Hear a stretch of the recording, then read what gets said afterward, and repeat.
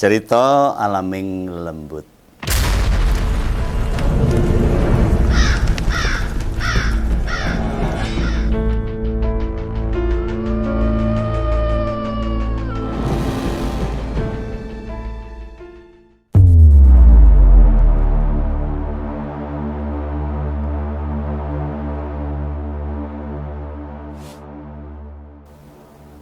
Kisah penglarisan yang sering digunakan oleh para pedagang. Sebelum saya menceritakan sebuah kisah tentang pedagang yang menggunakan syarat penglarisan, yang pertama ingin saya sampaikan adalah bagaimana kita mengetahui ciri-ciri pedagang yang menggunakan penglaris. Bisa kita ketahui, yang pertama adalah rasa makanan berubah saat dibawa pulang. Tempat perdagangannya ramai pengunjung. Dari jauh terdapat ruangan khusus yang tidak boleh dimasuki oleh siapapun.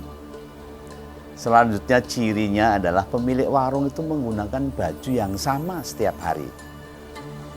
Nah, penglaris sendiri itu adalah sebutan untuk pembeli pertama yang dipercaya dapat menarik pembeli-pembeli selanjutnya, itu penglaris. Nah, dalam konteks lain, penglaris juga bisa merujuk pada jampi atau penawar atau sebuah benda atau sebuah cairan dan sebagainya yang dapat menjadikan jualan dari pengusaha itu atau barangnya dan dagangannya bisa laris. Beberapa cerita yang beredar menyebutkan bahwa pemilik usaha menggunakan juga jin lelembut untuk membuat warungnya tetap ramai dan laris. Jin dan lelembut itu digunakan antara lain adalah ada yang dinamakan setan penjilat atau setan peludah.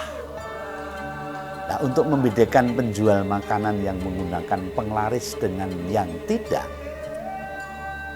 para penonton bisa mencoba cara berikut. Kita bawa rantang besi atau aluminium pesanan makanan, minta tempatkan makanan di rantang dan cicipi makanan.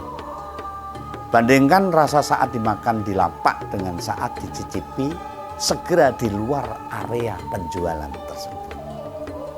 Itu adalah pembuka bagaimana kita bisa mengetahui ciri-ciri pengusaha yang menggunakan jasa syarat penglarisan, baik yang menggunakan sebuah benda maupun jin yang dia lakukan.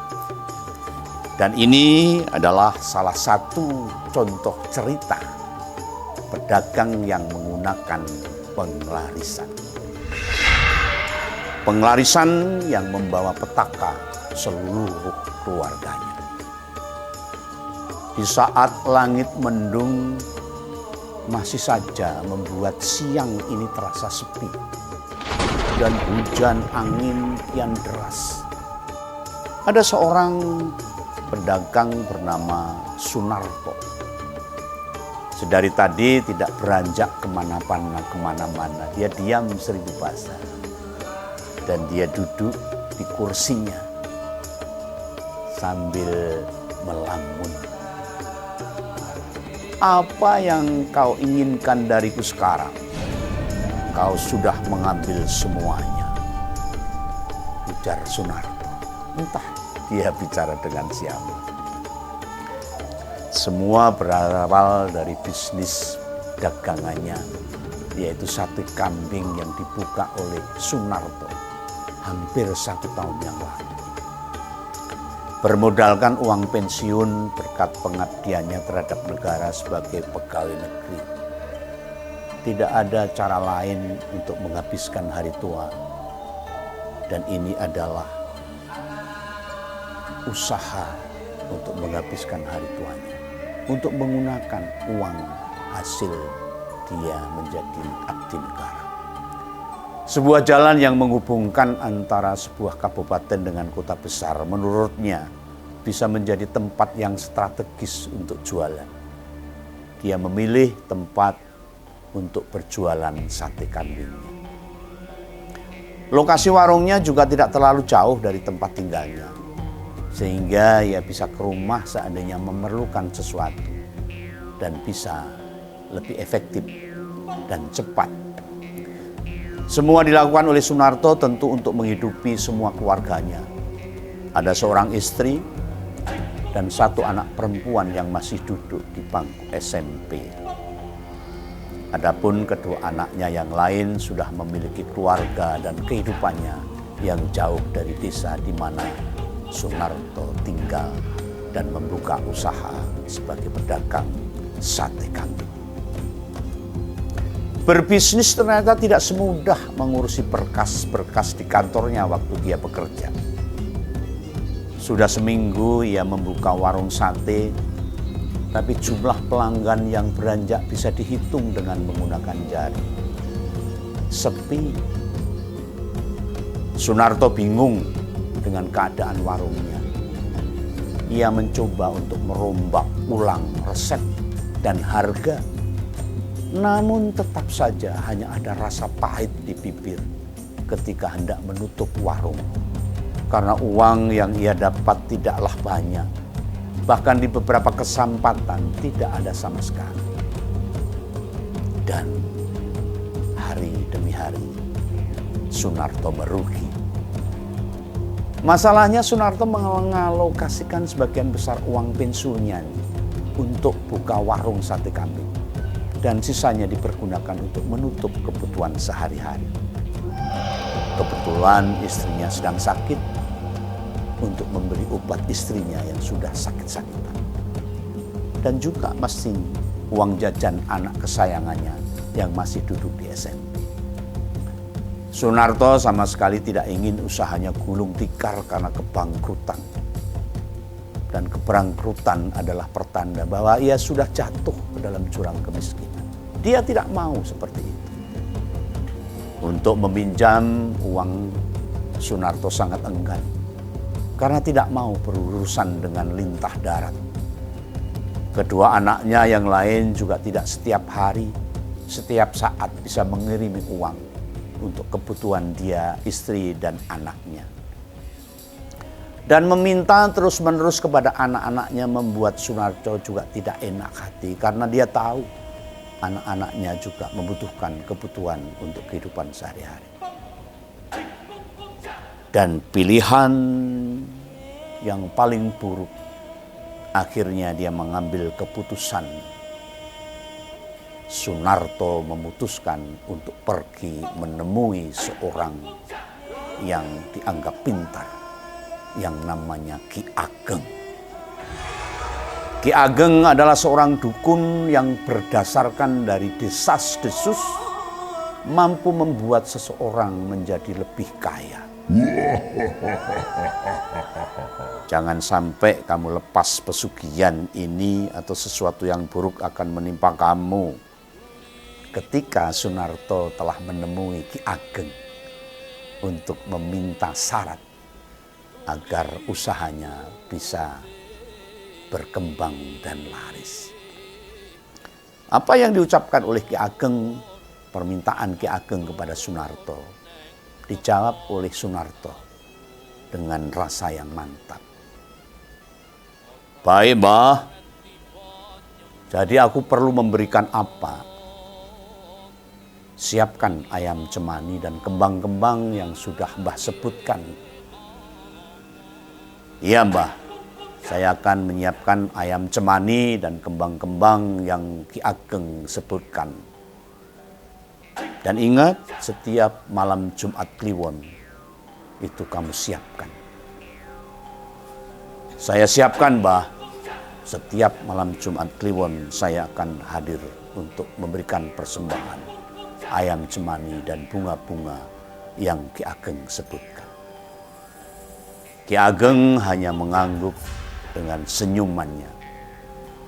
Informasi penting disajikan secara kronologis. Nah, bermodalkan saran dan bantuan dari Ki Ageng, Sunarto si pedagang sate memutuskan untuk melakukan perjanjian dengan setan atau pesugihan. Ia meminta kepada Ki Ageng agar dagangannya bisa laris manis dan selalu dirindukan oleh para pembeli-pembelinya. Waktu terus berjalan, usaha sate Sunarto juga terus dibuka dan berjalan. Dalam waktu 1 bulan, iblis tersebut mengabulkan keinginan Sunarto. Tanpa harus merubah harga atau resep, tiba-tiba warung sate Sunarto mendadak didatangi banyak pengunjung dan laris manis dagangannya. Waktu yang berjalan mengiringi jumlah pelanggan Sunarto yang semakin banyak. Bahkan beberapa ada yang menjadikan pelanggan tetap dan mengaku tidak bisa untuk tidak datang ke warung sate kambing milik Sunarto. Miliknya, jika mereka melintasi jalan di mana warungnya terbuka, banyak orang berkeinginan untuk mampir dan menikmati sate kambing yang dijual oleh Sunarto. Sunarto merasa senang dengan apa yang terjadi, dengan bisnisnya yang semakin berkembang pesat dan semakin banyak pelanggannya, pembeli sate kambingnya. Sebagaimana pesugihan, Sunarto mendapatkan uang banyak dengan cara yang cepat. Istrinya bisa dibawa ke rumah sakit yang bagus serta mendapatkan penanganan yang terbaik. Dan anak bungsunya bisa jajan dan menikmati hidup yang lebih makmur. Meski begitu, pesugihan membuatnya harus melakukan ritual klinik, dan itu harus selalu dia lakukan, dia persembahkan. Seperti apa yang diarahkan oleh Ki Ageng, Sunarto selalu memberikan sesajen untuk setan yang bersekutu dengannya. Semua dilakukan di belakang warung satenya, dan itu selalu dilakukan setiap malam Jumat Kliwon. 35 hari selalu dia siapkan sesaji. Semua dilakukan ketika ia sudah menutup warungnya. Karena siapapun tahu bahwa bersekutu dengan setan adalah perbuatan dosa dan bisa mengundang amarah. Apalagi amarah pengunjung warung satenya bila mengetahui Sunarto bersekutu dengan setan pesugihan agar warungnya jadi laris manis. Warungnya sudah buka cabang di beberapa tempat dalam waktu 6 bulan. Begitu hebatnya penglaris yang dipunyai oleh Sunarto ini.